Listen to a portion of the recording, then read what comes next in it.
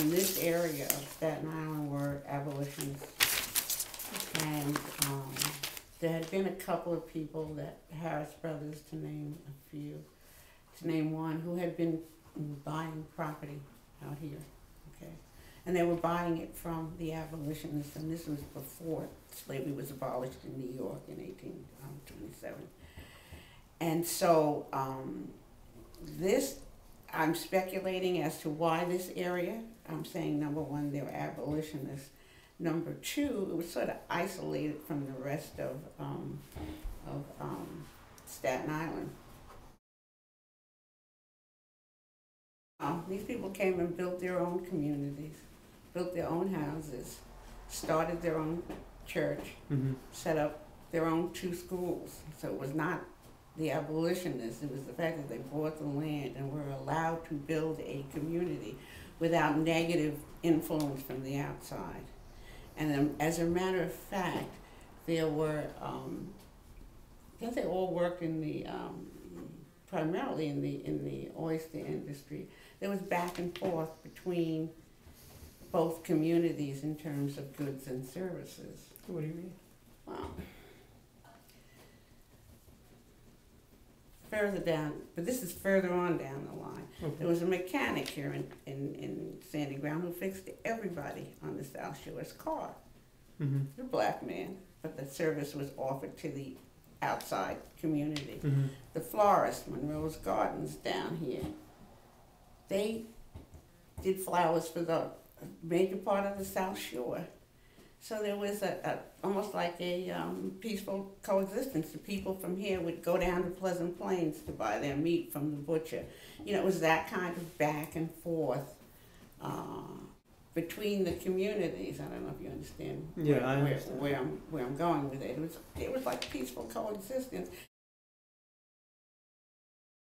This was a very unique situation.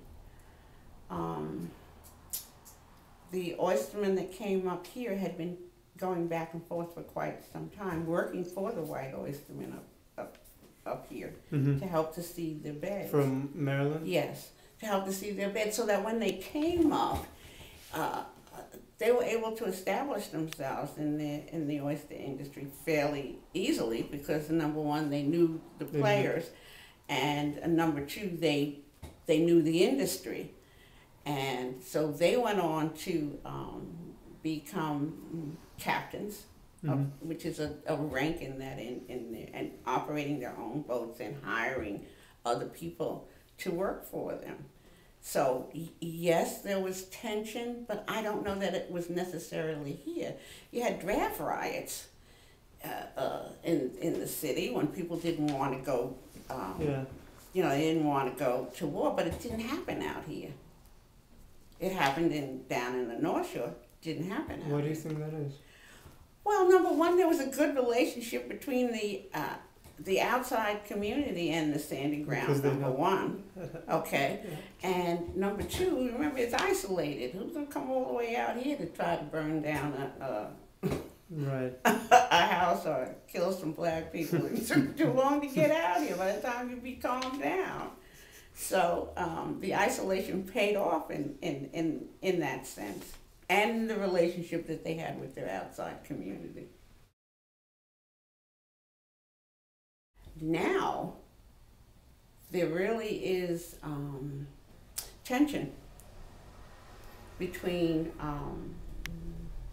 I call them the new immigrants into the community, the people who moved over from Brooklyn and from other areas.